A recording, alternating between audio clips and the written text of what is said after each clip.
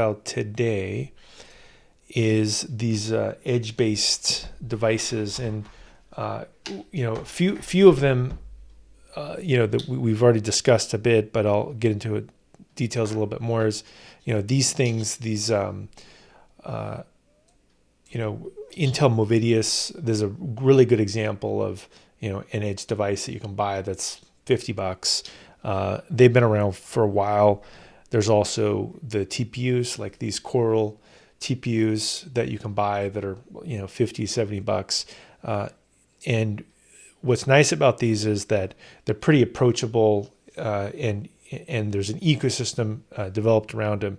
So let's just maybe map out the lay of the land of edge-based devices a little bit here. So in terms of edge-based devices, what we've got is a way to develop machine learning code that runs on a low-powered device.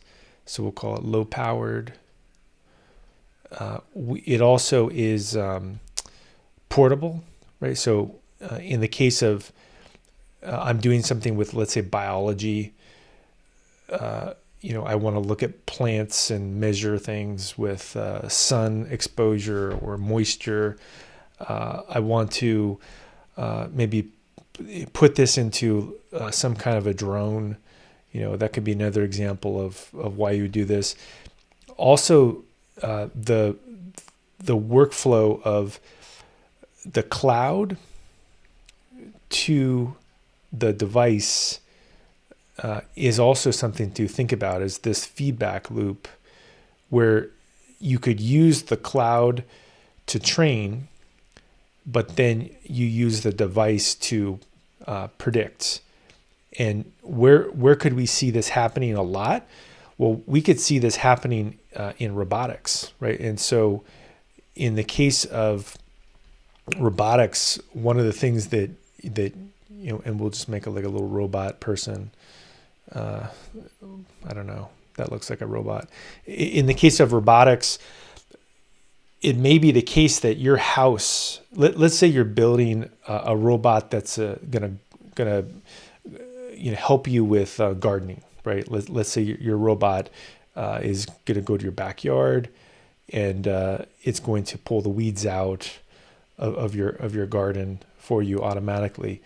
It may be the case that it really is not feasible for you to purchase $400,000 of hardware, or $500,000. Let's just say there's $500,000 of GPUs that it would require to train your robot how to do something in terms of the deep neural networks.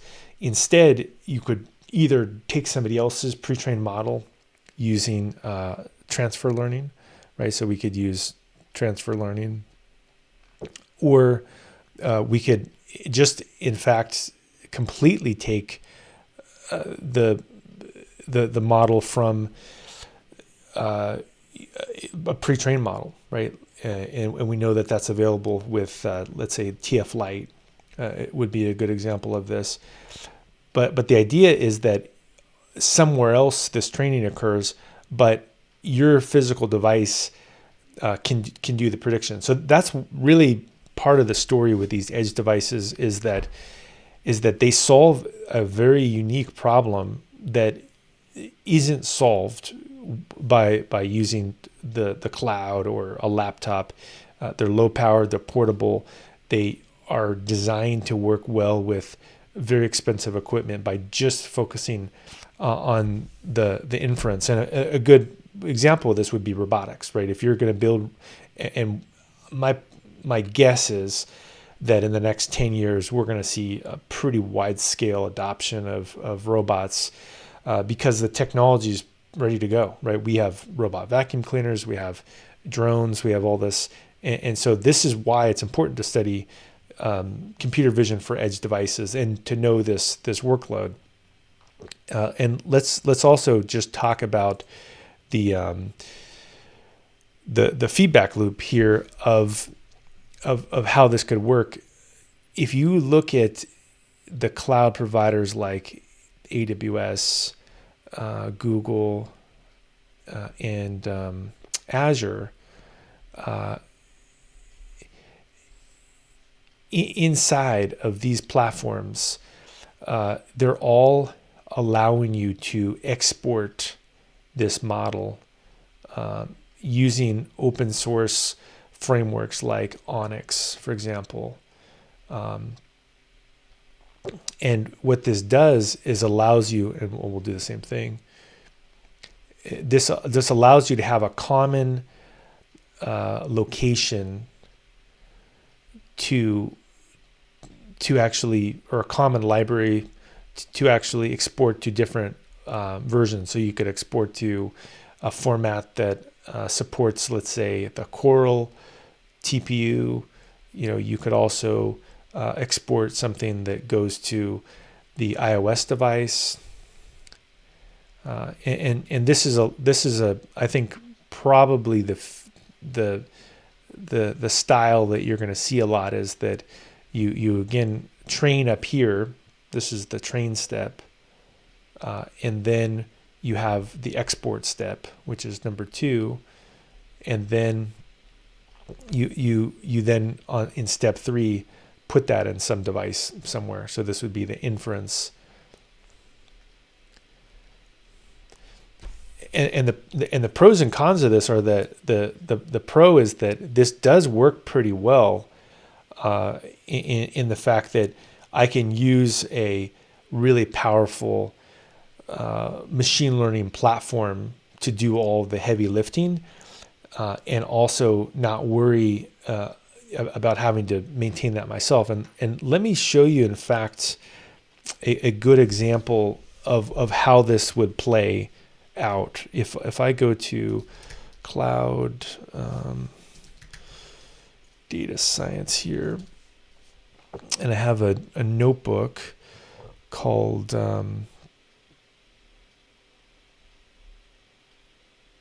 Elastic Machine Learning with Notebooks, and what's happening with all these cloud platforms is that they're building these Jupyter notebook based workflows, and there's some critiques on it where I think some people are concerned that there are problems with these notebooks in terms of code quality.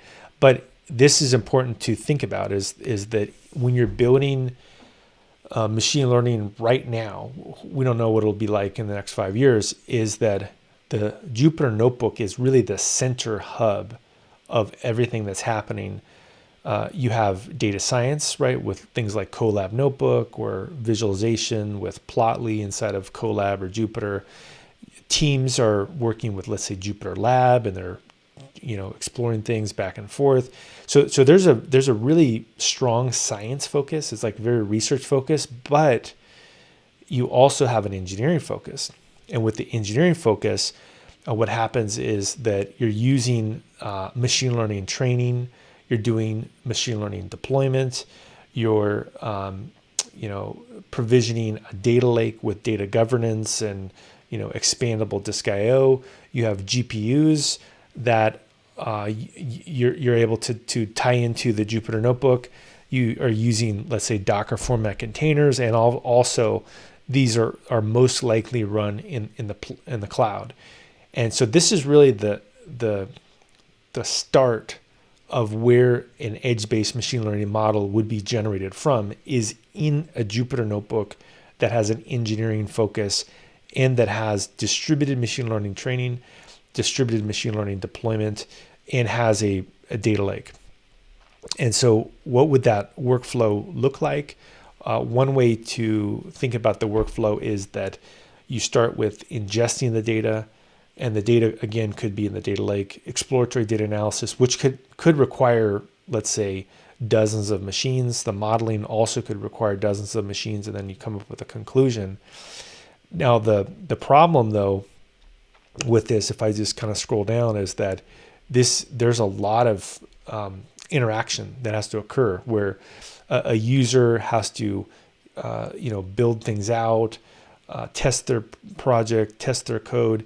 So this is a non-trivial component to building machine learning code at scale. And in fact, this is called DevOps workflow, and it's now being adopted in machine learning. It's called MLOps, right? Is this automation of my source code and automation of the testing?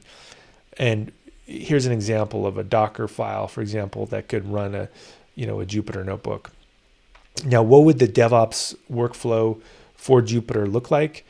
It would look something like this. You could have a make file, you could have a Jupyter file, you could have a Docker file, maybe your Python packages are in there. You have your tests inside as well with, let's say, NBval plugin, and then you could build this. And this now makes the notebook a little bit more like a traditional software engineering project. And if you want to take a look at that, I do have an example of this under GitHub here, under my repo. And this particular project shows what a real world Jupyter notebook type project would look like. And one of the things that I do is I have a make file where I actually do a test. Maybe make this a little bit bigger. I do a test, and notice that I test my notebook right here by using this NBval plugin. So if you do want to build reproducible environments, more than likely you will need to handle treating Jupyter notebooks like source code. And then further, and by the way, this is how you would do this. You would just say python-m pytest NBval notebook, and it'll literally test each one of the cells. Now, here's the part that really surprises people, is that SageMaker is the, maybe make this a little bit bigger if I just open this up in a new tab. So SageMaker is the machine learning platform that Amazon is building. And if you're using the Amazon cloud, it's really the place that you would start. And they have lots of features like distributed machine learning, and they have automatic machine learning using things like SageMaker Autopilot. They have distributed training. But I think many people are unaware of actually the complexity that is hiding from you, and how complex it is to actually build a real machine learning project at scale. And here's an example of how that would work is, you would, again, grab your data, retrieve it from the data lake in step 1. Step 2, you would clean, visualize, and scale your data. Step 3, you would go through and do modeling, right? So you would go through and do, modeling around your notebook. And then in the final step, you would come up with a conclusion.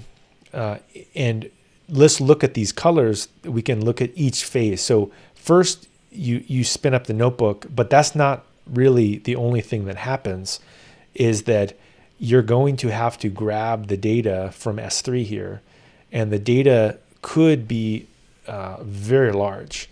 And so then what happens is that you may need to, as you're doing exploratory data analysis, do batch-based workflows that split the data and move the data around and all this stuff, and that could require heavy processing power. Then when you're in the modeling phase, a lot of times when you're doing large-scale k-means clustering or principal component and k-means clustering, you'll first need to do principal component analysis, which will reduce the dimensions of the data. So if, let's say there's 100 dimensions, you could reduce it to 3. If you reduce it to 3, then maybe you would do k-means clustering. But each of those operations would have to spin up, let's say, 3 or 4 or 20 notebook instances. And you can see here that also ties back and is retrieving data at scale in this bucket. So this structure right here would be very difficult to build in your own physical data center or at your house, for example, right? Like, how would you get this many nodes? How would you build a data storage system that would handle this much disk I/O. And this is just one of the modeling jobs I'm running. I also need to run a second job, and then I go through and I could do a distributed k-means clustering afterwards. So we're already up to, let's say, let's just take this particular example, how many nodes I've spun up. I've got a bunch of machines that are behind the scenes serving out this data. I've got, let's say three servers here. I've got another server with a SageMaker notebook. I've got a bunch of servers here doing the distributed training. And that's just the training. Now, if I want to do the hosting of the data, and then I'm also going to need to spin up endpoints that do the distributed hosting. So like a k-means endpoint, principal component analysis endpoint. So really, it could be, let's say, a dozen machines, in a real world project that are involved, and maybe 8 of them have to stay up, 24/7. So this is just an important aspect of why the actual cloud itself plays such an important role in a project where ultimately it would just go on, let's say, your iPhone, right? Like, even though the model may eventually just fit on your iPhone, before you get there, there's a lot of stuff going on. And that's what a platform like AWS SageMaker does, is it controls that system for you and lets you actually manage it. So I guess the summary here is that use the right tool for the job. And in some cases, it may be that maybe you don't even want to do this. You want to just download the data where someone else has already pre-trained it for you. So let's go into maybe a breakdown of what are some of the solutions that are out there in terms of building end-to-end computer vision models and running them. So one option would be the Intel Movidius.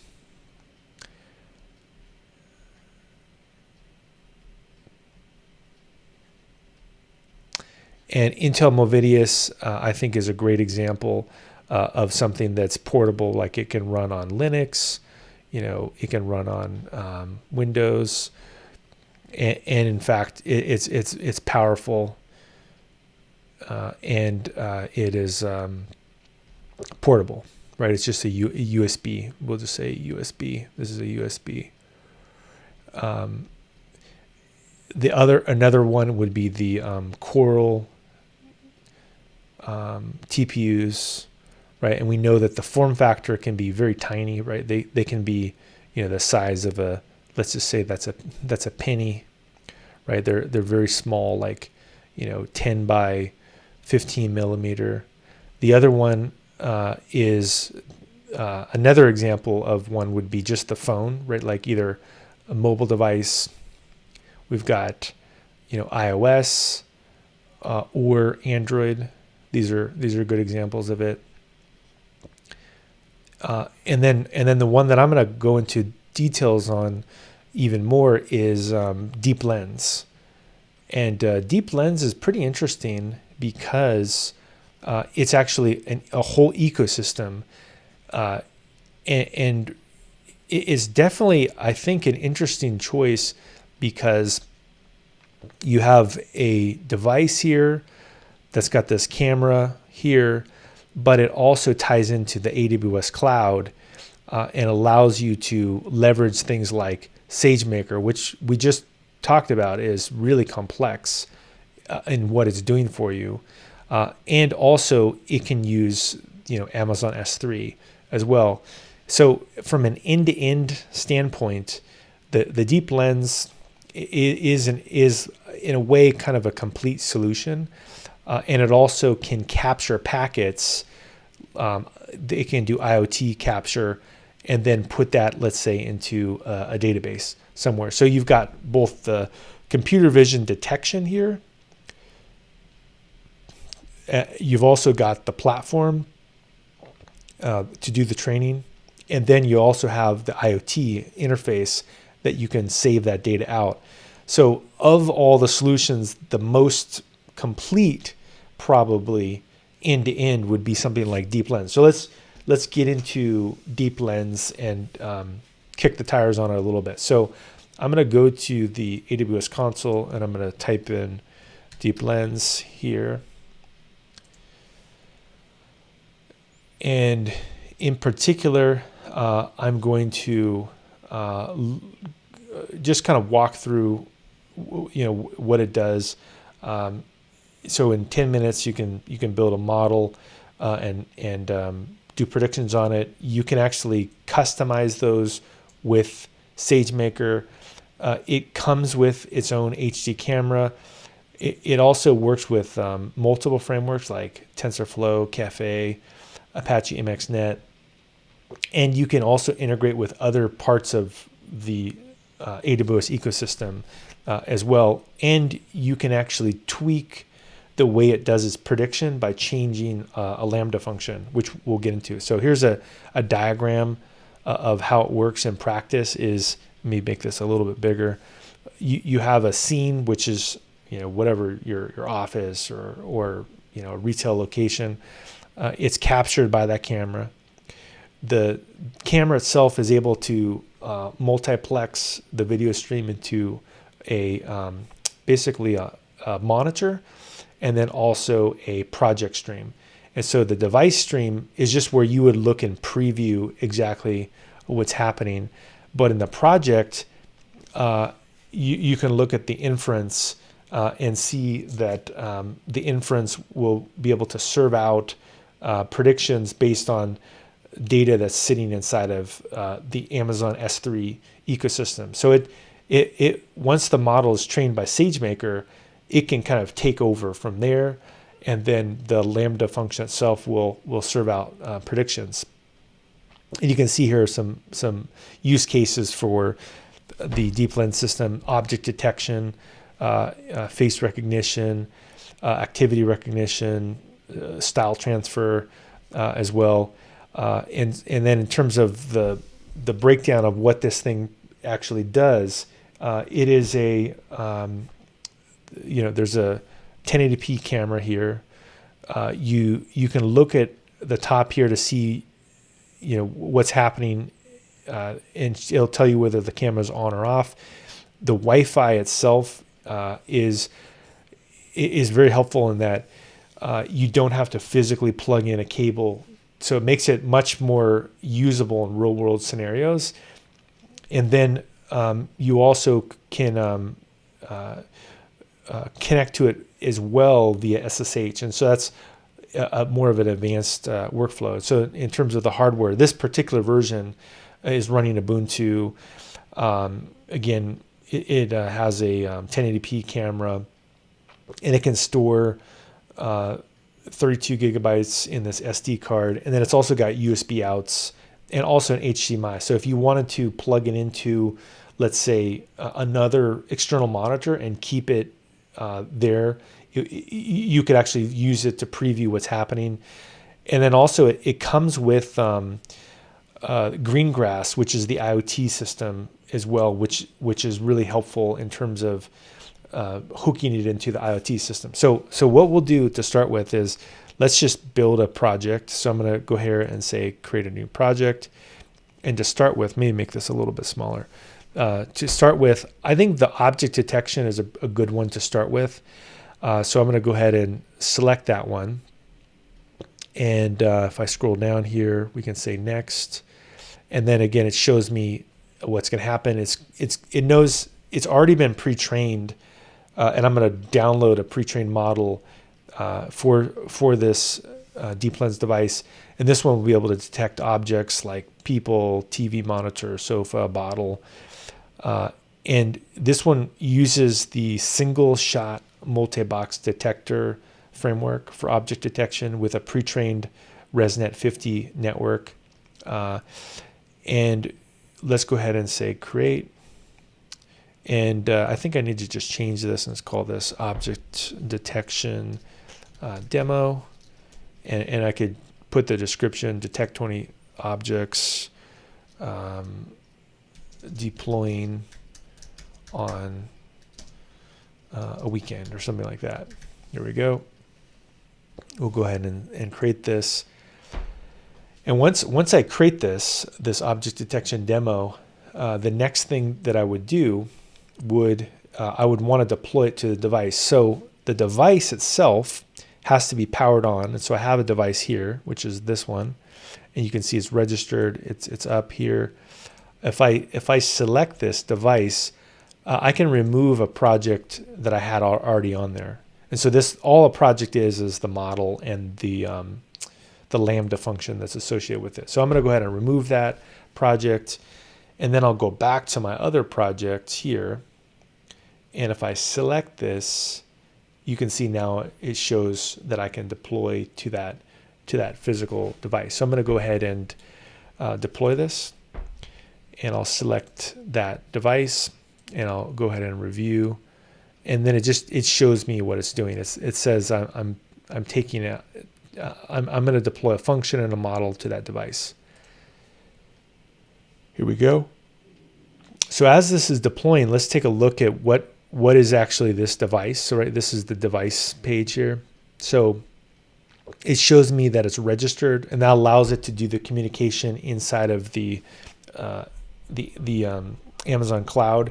It also shows me the software version, the deployment process, and here's the project output. So you can actually grab the real-time predictions that it's making in the IoT console, and we'll go through that in a second.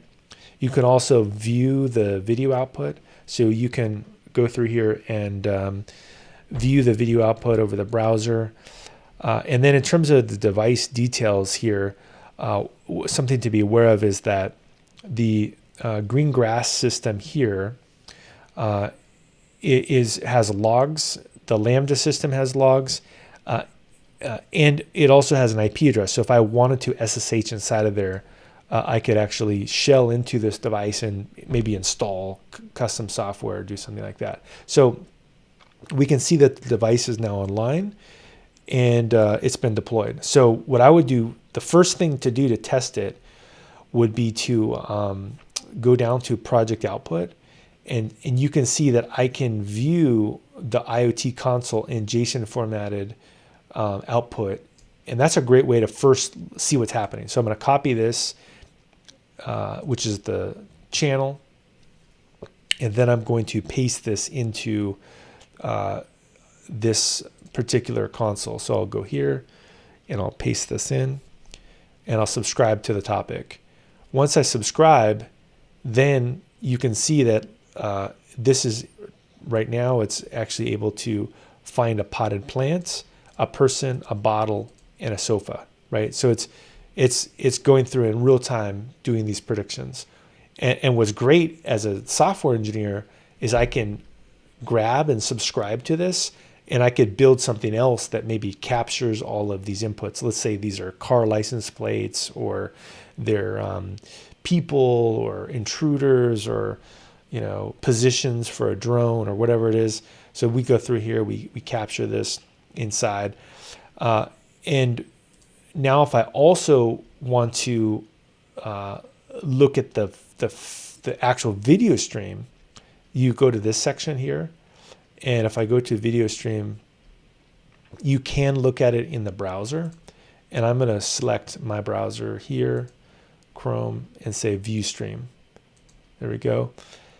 And we'll go through and we'll say that's fine. I'll go ahead and accept this.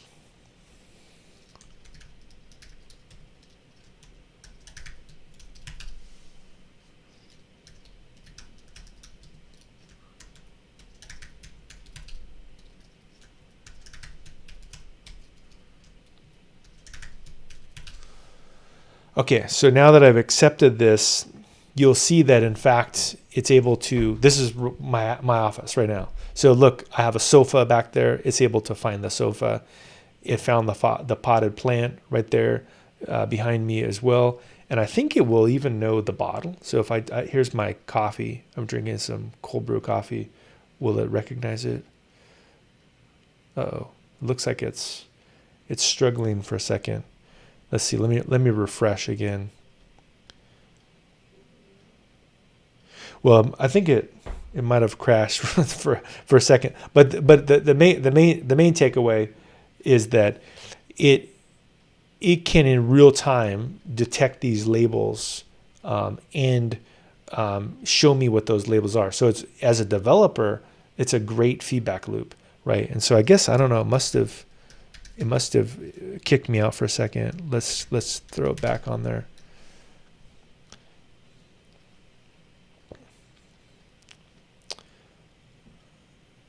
And we'll give it a second to live stream.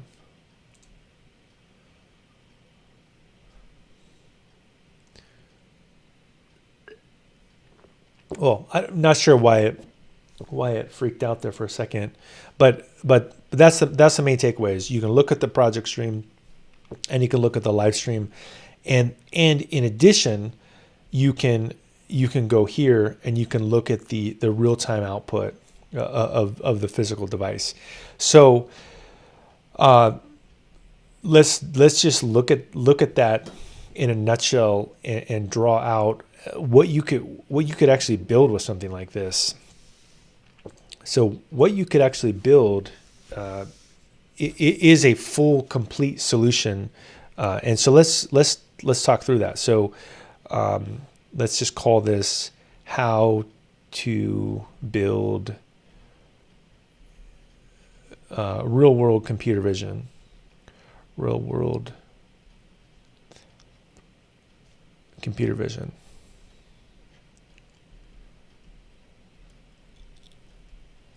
Okay, well, how would you build a real world computer vision system with this? Is, first you would need to train the model somewhere, right? And that's where the sagemaker comes in. So you say train with sagemaker. We already established that could be non-trivial, right? Like it could be a very complex task where we've got the cloud and nodes and all kinds of stuff happening. So that's one component that would have to happen. Once the model's been trained, then we would put the model into the Amazon S3. So this would be the S3 storage system, and then it would live here. And then step 2 would be that we would put the physical device. So we'll just call this the DeepLens. Here we go, DeepLens. This DeepLens device would then pull that model. It would be able to communicate with S3, and the way it would do that would be through a Lambda function. This Lambda function is just some Python code like, def predict, and we'll go into this in a second. And this would return back the prediction, return back predict here. So this would go through and pull it back, and then again this DeepLens device would control it. So then once it serves out the prediction, this Lambda function will take the messages and send them to the IoT ecosystem here, right? So this is the IoT ecosystem. Here we go. And this IoT ecosystem will then allow us to retrieve that data by subscribing to it. So we could subscribe to a feed. And this particular feed would go into, let's say, a database. Here we go. Here's a database. And you could go through and put, let's just say that we would put this on the Golden Gate Bridge, right? That would be a good example of a place to put it. In San Francisco, we've got the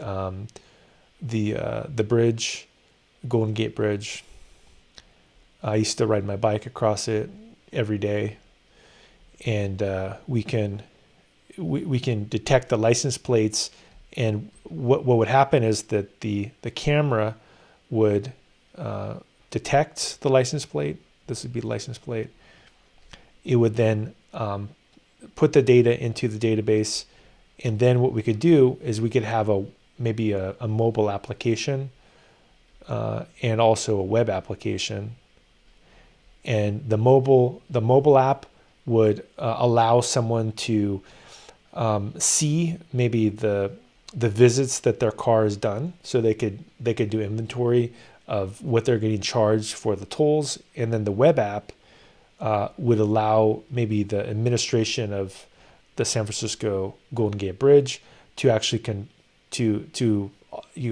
the system, right? They could look for maybe license plates that are going back and forth more than 5 times, or look for fraud, or control the cost structure or something like this. And so by using something that's fairly off the shelf like this, you could probably build something, let's say in 3 months. You could probably build something that would be like we'll call this a 3-month in MVP. And that's really the power of a platform like this, is that you're leveraging the cloud. You're also leveraging the cloud resources, and then you're focusing more on the business problem versus the technology or the framework or the machine learning, deep neural network accuracy. Is that you're holistically looking at the problem and then building a solution with it. So I think it would be reasonable to build something that detected license plates and had a mobile app and a web app associated with it. Let's say you had a team of maybe 5 or 6 people. I think it would be reasonable using the DeepLens device to build something like this. So that's really the main takeaway. So what I'm going to do next year is I'm going to go back to this, and I'm going to remove this project here. And look, I think it went offline temporarily. So I'm just going to reboot this thing. So you can see this is the device that I'm using, this thing. So I'm just going to reboot it. It for some reason had some kind of an issue. So next, what I will do is go back to the device and wait for it to wake back up. So I'll push the power button on it, and this should tell me when it's rebooted. Sometimes as well with this device, one of the things you'll have to do is update the software on it, and it does get updated fairly often, and the new software can often fix other issues. But it looks like I can probably just remove this project. Let's do that. And then what I'll do while this thing's rebooting is I'm going to create a new project and just show you some of the things you can do. So we were looking at the object detection, but another one that I think is kind of interesting is this artistic style transfer as well. And what's nice about that is it'll literally transform every single thing, every frame that comes into the camera, and convert it to a different format. So if I click on next here, you can see the way this is set up. And that's also what's nice about this. I can toggle back and forth between these different projects. So I'm going to look at a scene. Again, this will be just the preview, and then the Lambda itself will use this style transfer, which will take a convolutional neural network and take the style of a painting and make it look like a work of art. So we'll be able to it's essentially augmented reality. That's what this demo is we're taking reality and we're just tweaking it a little bit to make it look a little bit different. So I'm going to call this artistic style transfer demo, and we'll go ahead and say create.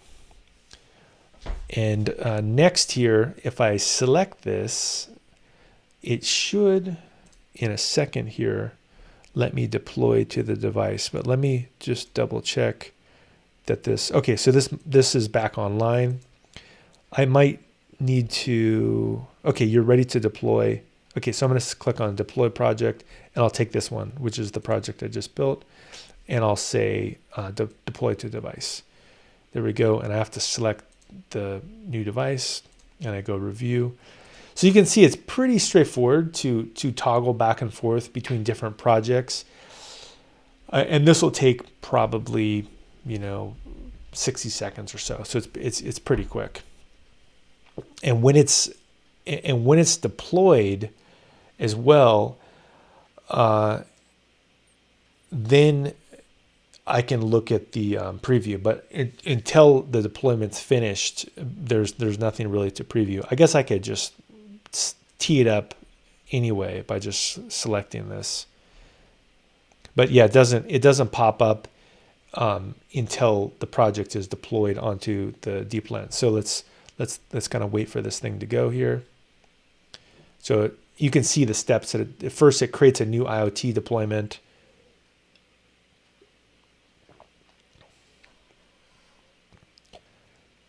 And then I think after the IoT deployment, it also has to put a Lambda function inside. Okay, there you go. Pretty quick. Let's scroll down here. Let's go to the video output. I'll again preview this and look at the stream. I'll have to go through here, type in password. All right, so here's our project stream. If we're successful, we should see a bunch of, artistic stuff. So here you can see, look, my hand is over the camera, right? There we go. There's my hand. There's my Van Gogh hand, right? Or a bottle, right? So pretty powerful concept, right? Is I can build a real world augmented reality system by using this DeepLens device. So I personally think of one of the more interesting projects that you can play with as a student is the DeepLens, because it could be implemented into the real world. And again, I think this is a good example. This is just one stylistic transfer, but imagine if you wanted to do this technique for, let's say, your Netflix or Walt Disney or some kind of film studio. You could take your existing content and do real-time style transfers to it to maybe enhance your existing library of footage without having new actors, for example, right? That would be one example of something that you can do. All right, so let's go back to this DeepLens device here.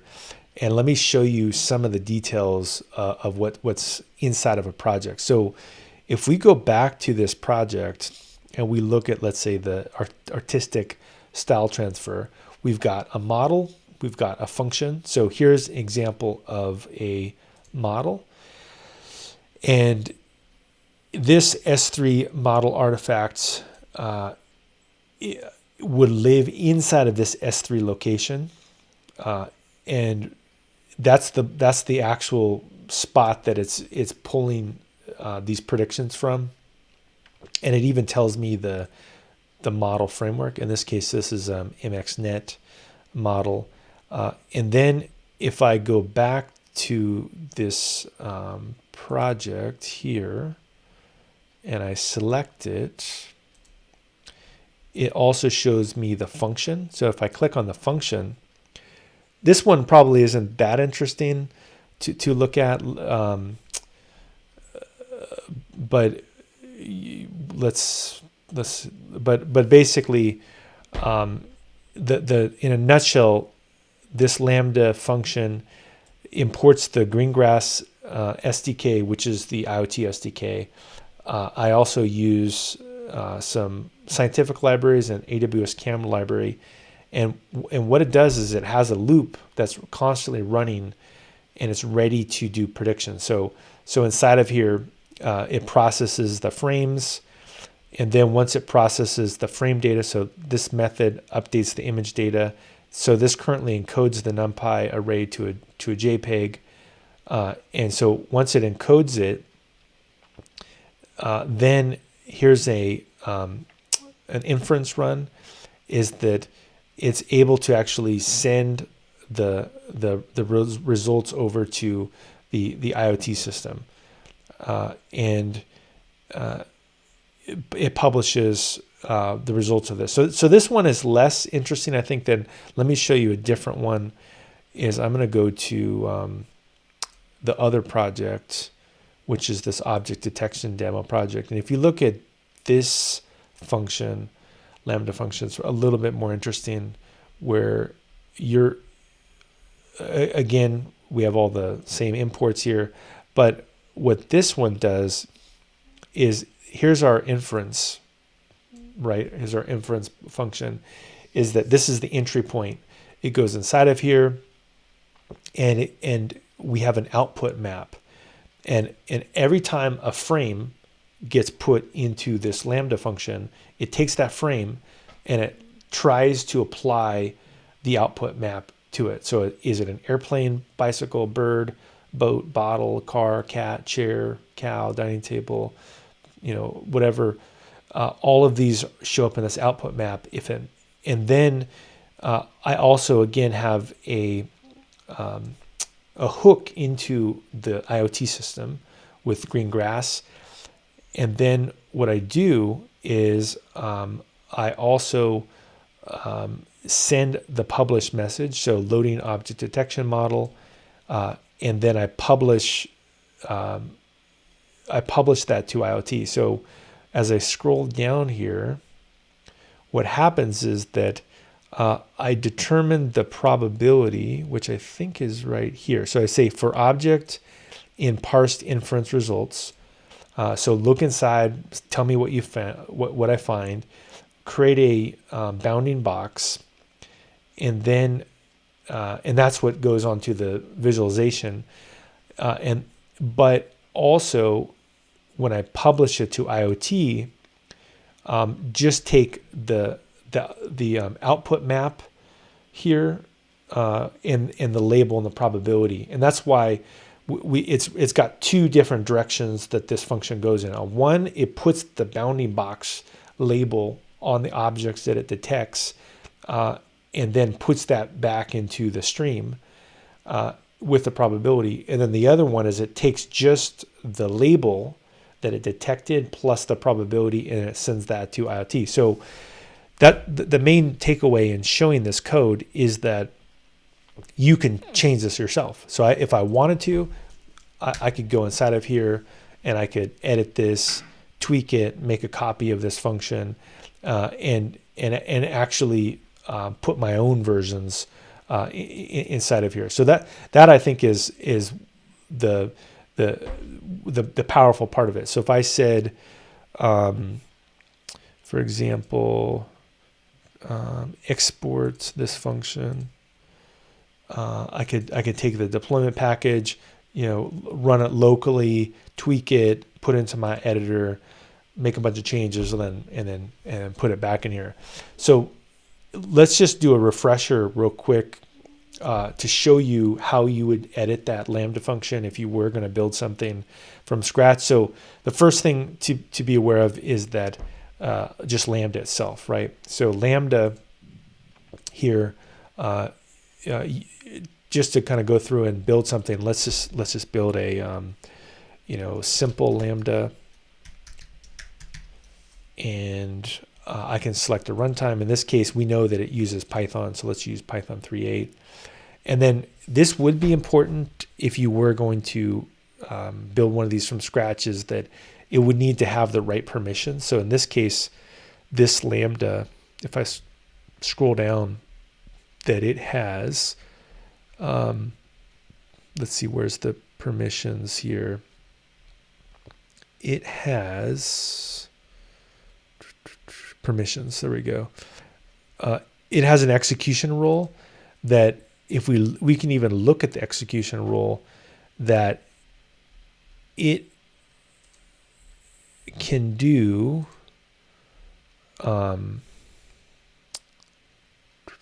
access advisor.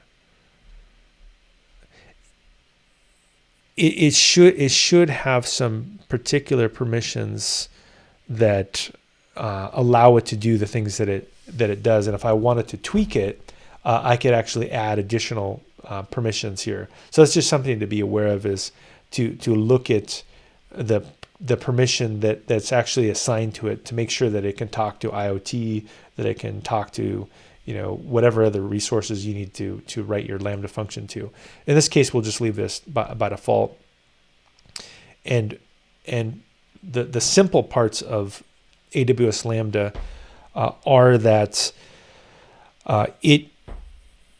you can easily build something inside of the console. So you could start to prototype out one of these Lambdas like this, right? So this is just the hello world portion of it.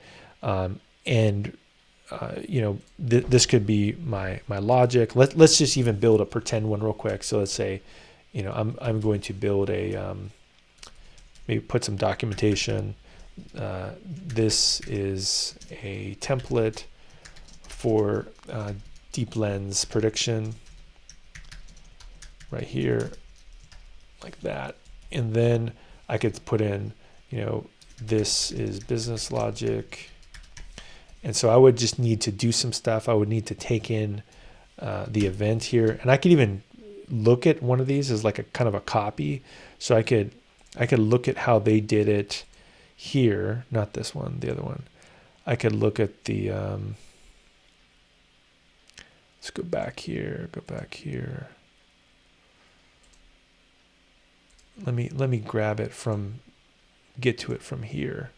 Object detection, there we go. So if I wanted to just kind of start to build my own from scratch, maybe I would look at this and see, okay, well, where's their entry point? I know that there's an entry point called, infinite run here. That's where they put it, and I could kind of copy the same style, right? So I could say, if event has, bird in it, then I want to return back, I don't know, a payload, right? And the payload could be something like this. It could be, 100% colon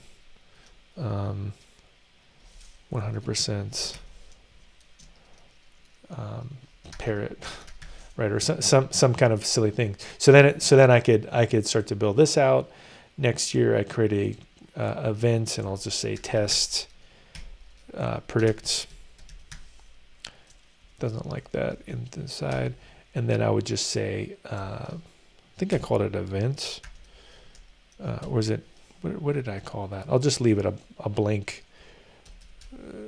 screen here real quick. Will I create this? It says, bird. So let's say this says bird. So we'll just go through here and we'll just change this. We'll just say it's got bird and then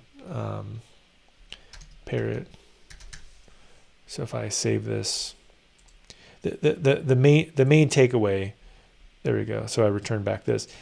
This is kind of a silly function, but the main idea is that that's how this thing works. Is the SageMaker creates the model, the DeepLens does the prediction, and then this Lambda function is constantly being executed, and you can put anything you want. It's you as the author of this whole computer vision system have the ability to completely hook something up end to end. So I think this is pretty powerful to have that flexibility. So let's also show you how would I build it from scratch, right? So if you wanted to build this from scratch, I was showing you the projects that are already created for you, but let's create a new one, right? From a blank project. If I say here, we'll call this from scratch. There we go, from scratch. And then if I look at the project content, it's going to require two things. It's going to require a model and it's going to require a function. So we were just building like kind of a toy function there. But if I wanted to do a model, let's go ahead and add that. I could either take an existing one or I could also import a module. So if I go to import model, this is where, again, the integration to SageMaker becomes very powerful, is that I could just provide a training job ID from SageMaker, and DeepLens will pull the model parameters. Now look, SageMaker here, these are a bunch of models that I had built at some point in the past. Here, I don't know, let's say principal component analysis. I could look at the name of this model, choose the framework like this, and say, here is my object detection prototype. There you go. And the nice thing about this is that I can separate these two problems from each other. I could build a SageMaker based training job and also go through and hook it into here. So we won't do this yet because I want to go into SageMaker next. So now let's go to SageMaker and let's see if we can hook one of these up. So what I'm going to do is I'm going to go to SageMaker here, and I'm going to spin up a new notebook and find one that will help me build things out. So first up, here's a notebook instance. We'll say create notebook instance, and I'm going to call this one DeepLens prototype. DeepLens prototype. There we go. And leave everything default here. We'll maybe select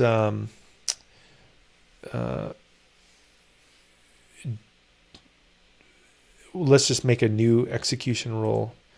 Make a new one here.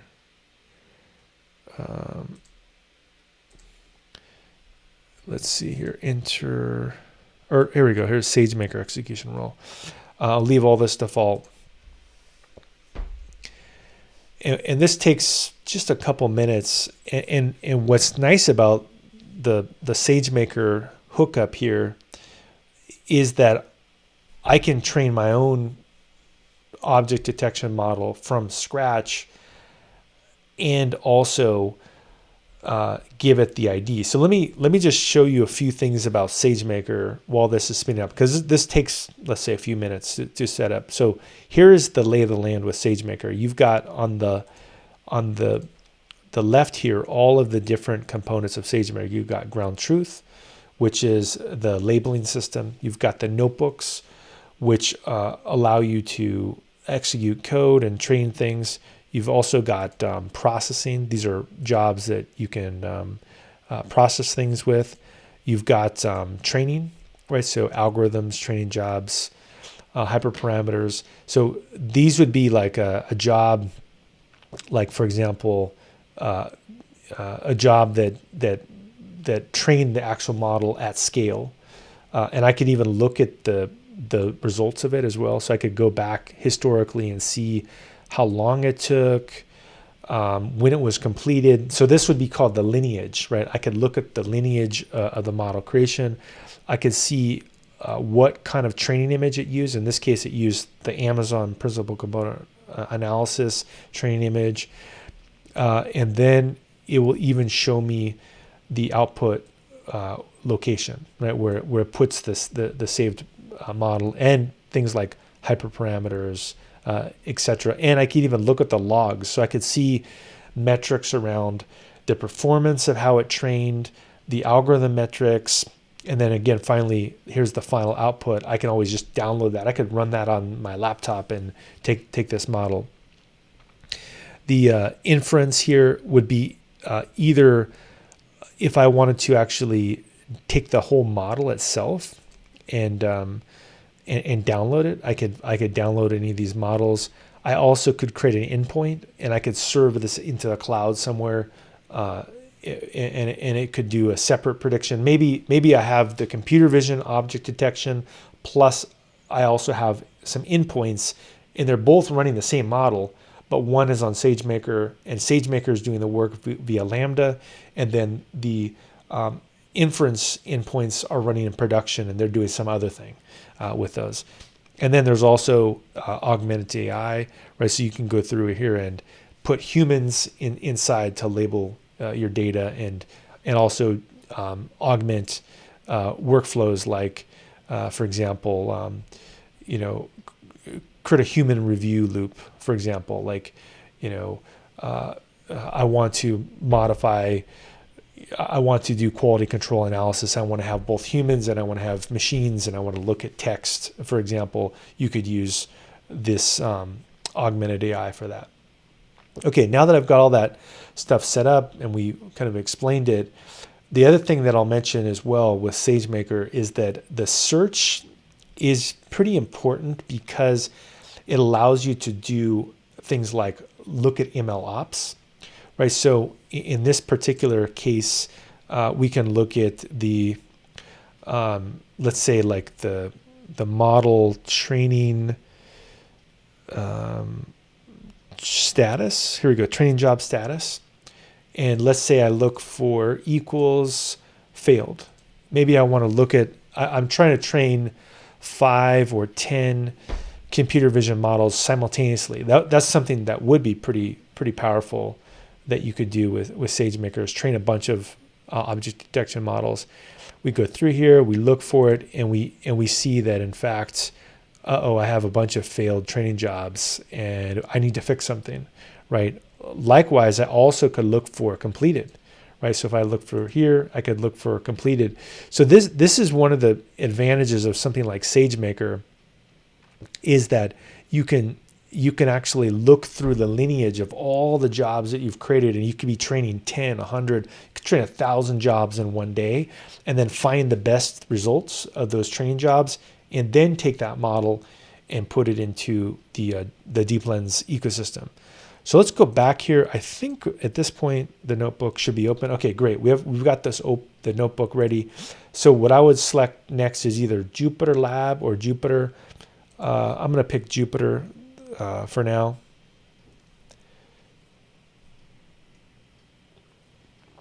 So the way you could, with SageMaker, you could just get started immediately. So you could just go through here, pick something like TensorFlow, Python 3.6, and just start writing your notebook from scratch. That would probably be a lot of work, but let's just, we'll just call this DeepLens train, or something like that. Call this notebook. And then I could just literally start writing code from scratch inside of here and start building this out. So I would go here. I don't know why it's taking so long to rename this. There we go. And I would say, look at the kernel. And so the kernel is this, right? It's TensorFlow. So I should be able to say import TensorFlow as TF, return, and verify that this works. Okay, great. I can load TensorFlow. I could start building stuff, or I could, use some other model. But what I would recommend instead of that would be to start with using the features of SageMaker that they give you examples of. So if we go to SageMaker examples, they have really an amazing amount of SageMaker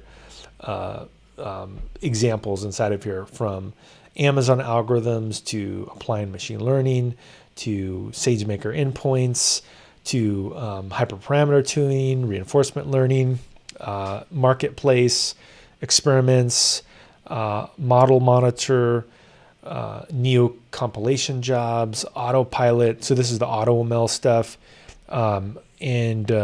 Let's see, for example, in terms of autopilot, do they have any object detection yet? Okay, they don't. But let's see if we can find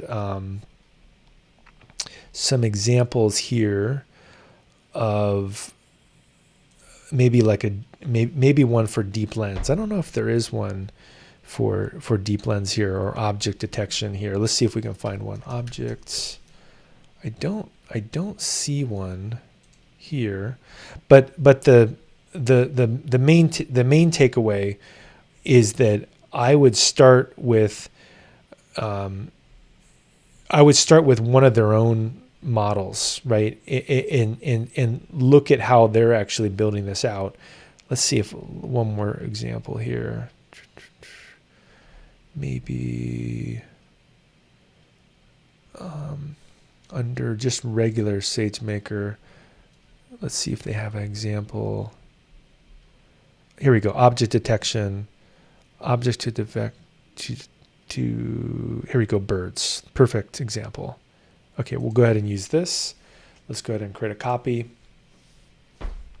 And in this particular model, they give you all the details of how to do it from scratch. So why build this yourself? With something as complex as the DeepLens SageMaker ecosystem, I think this is the first place to start. So first thing we'll say, object detection is the process of identifying and localizing objects. So we can use this data set here, which is Caltech birds. And so SageMaker object detection algorithm uses this SSD algorithm, and this notebook uses ResNet base network with that algorithm. Here we go. So this is a demonstration of how to construct a training data set using the record IO format.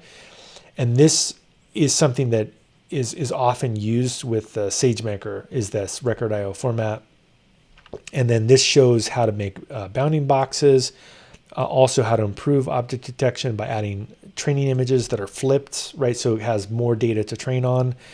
And then this notebook really is a good kind of setup example. So step one is we're going to require 2 additional Python packages. The first one is going to be OpenCV, which is an open source computer vision model. The second one is going to be the MXNet runtime. So straight first thing here, import sys. Let's go ahead and do this, shift return.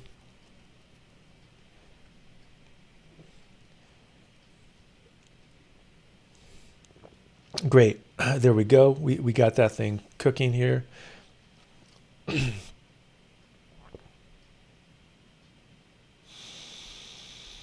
All right, next up, this is where we would need to identify the S3 bucket where you want to provide training data and validation set. So in this case, we want to actually give it our own bucket. So I'm going to go back to Amazon here, and I'm going to find an S3 bucket.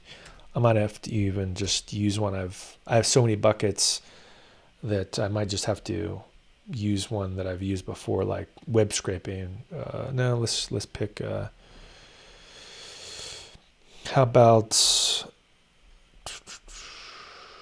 cluster demo? That looks good. I'm just going to use this cluster demo. Just reuse this bucket and throw it in here, and we'll put it there. There we go. Custom bucket name. So you have to put, in this case, you have to put whatever bucket you have. Now what we're going to do is we're going to train the object detection algorithm with SageMaker. So let's go ahead and do this. We'll just say shift return. And we verify that we've got an execution rule that'll let us do it. This bird data set, so this is often the first part of any SageMaker process, is you have to get the data and tweak it a little bit. This one, we see that it's got 11,788 images. And the data set, you could, if you wanted to, just download the whole thing here. But we're going to use this command here, shift return, and then this download just literally downloads it as a tar file. There we go. So we've got this tar file located, and then what this does is it removes the old copy, and then it just uncompresses it and puts it on disk. There we go. Pretty quick. That's weird that didn't. Let's make sure that this still is able to run. It might have blown up. Let's see here. That looks like it. Let's see if this runs. Looks like it runs. So we can explore the data set next here. We can go there, shift return. And I might need to make this a little bit smaller just so I can see it. So this, here we go. So let's show the birds. Yeah, so I think I need to, this file must have got messed up here, which is kind of a bummer, is that they must have changed something. It looks like that works. So yeah, you will get this every once in a while, is like they tell you that somebody must have changed something somewhere. But if I go here, I should be able to find what it downloaded, which is this. Let's see if I can find that. So I can just put in exclamation points ls-l. Does that work? So I do have it. I think I just need to change it. I think I just need to do this and say, when I uncompress something, I typically do this. I say tar xzvf and just put this thing there like that. Oh, it's not in the gzip format. Although it looks like it may be there. Let's try this. Let's see if we can find this. Okay. Goldfish. Yeah, it looks like it's in some weird format here. It says not in gzip format. Which is definitely strange. So maybe we just unzip it only and try that. We can just say, maybe we just take just this part out and see if that works. Does that work? Not in gzip format. So anyway, that one looks like it's bogus. But let's just walk through the rest of this and see. We can either go to that one, or I think there's another one, that's detect birds, image recognition, object detection, record IO format. Let's see this one real quick. Let me see if this is a better one that we can use. Yeah, let's convert data, upload the data, training, hosting, inference, visualize, delete input. Yeah, this, I don't know if we have time to go through this whole thing, but let's actually try this one. Let's just abandon ship. They must have broken the data there. Let's look at this one, which is the an object detection example. So I'm going to go back here. I'm going to say record IO format. I'm going to say use. So here we go. And same thing, right? We go through here, we look at some objects. So I'm going to look at the execution role. I'm going to put my bucket name here, which I think my bucket name, which I had, was this cluster demo. I'll just throw that in there. Here we go. Right. So you can see this is a pattern for all of the SageMaker projects. Is you kind of look at a demo project. Most of them I don't have problems with. Occasionally you have a problem. If you have a problem, just abandon ship, go to another one. You oftentimes do need to have an S3 bucket created that you can use, and this will be your own custom bucket. We'll go through here and we'll get these images. And in this case, maybe this one is also old. Let's see, session from SageMaker, get image, training data. Looks like this notebook has got an issue as well, but we can still download the data. That's just a SageMaker issue. Okay, we download this data. Here we go. And I think in this case would be a good example of after you download it, you then would have to convert it again to their record IO format, which, and notice what they say here for record IO is it's a highly efficient binary data type that works with MXNet. So what is MXNet? MXNet is their framework that they use, that's a competitor to TensorFlow. And so if you were going to kind of from scratch build your own object detection system and train it, it would be good to know about the way MXNet works. And so again, this is an example here.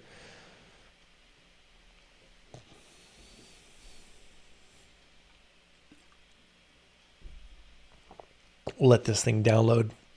And notice that this file uses the IM2rec tool. And if we look at this, it's pretty neat. This basically goes through and it converts your images into that record IO format so that the this particular MXNet framework can actually use it. And then once we do that, let's go through here, and we'll probably have to stop right at this point. But this should just give you enough confidence potentially to see where if you were going to build a real world computer vision model from scratch that does it the Amazon way, this is probably where I would start. Exactly what we're doing. So we downloaded this, and then it's going to the next one, downloading this, and then we would convert it into record IO format. So there's a lot of actually data. This one is November.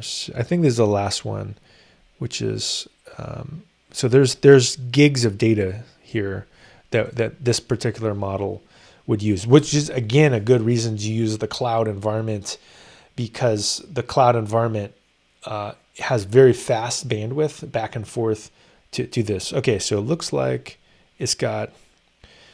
Well, maybe this is too much data to load, but let me just walk you through what it would do. So we would go through here, we would train this data, upload it to S3, and then this is the part where SageMaker, the object detection part would work, is that notice that I can select the training instances. We could put 10 instances or 20 if it's a distributed training model. Maybe I could actually fully utilize the cloud here and even pick GPU types as well. And when it's done, I can also select the hyperparameters. And this is the part that is not the fun part for me, at least, is like going inside and like manually picking things like the base network, the number of classes, the epochs, the learning rate, all this stuff, all the things that you would do typically in a deep learning problem, you would set up there. Then you can see that it goes through and it creates this. It uses the record IO format, trains the data. Once it's done, then this is where the hosting would take place. And we put it into a machine in the cloud somewhere. And then from here, we can actually test it with images. In fact, you could see if you wanted to, I think you can just download one of the images to see what it is. So if I went to, I just add another shell there, I could see what this looks like. And then I could just say, I think Jupyter Lab, with Jupyter Lab, you can actually look at what these are, but I could download this image that I put here by going, actually, let me just show you how you would do that. So if you go back here to SageMaker, if I open up Jupyter Lab, instead of just Jupyter, it does have a little bit more hooks to like the file system, is that I also should be able to, inside of this, I think it might have put there we go. That's the image. Look, I could actually just open it and just preview it and see what the image looks like if it lets me. Or I thought you could just double click on this. I guess, I don't know what this is. Maybe it's like a 1 pixel image or something like that. But if you use Jupyter Lab, that also might be a good way to play around with it. That's probably enough technical detail that we'll stop, because we could get into too much of the weeds here. But let me show you what I would also recommend you do is, when you are using SageMaker, to make sure that you stop it. It's very easy to forget that you have the SageMaker notebook running and then you get a bill for like $100 1 month. So always make sure that you stop it. Let me just draw out really quick this workflow and just to kind of wrap things up here. So the workflow, if you wanted to use your own model from scratch and build like a proprietary system where you trained your own object detection system, the components that you would need would be that you would need a DeepLens. So we would have DeepLens here.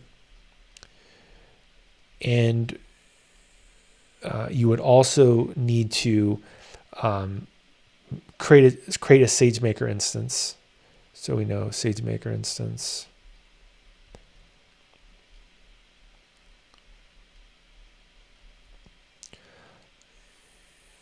You would then go into an example notebook.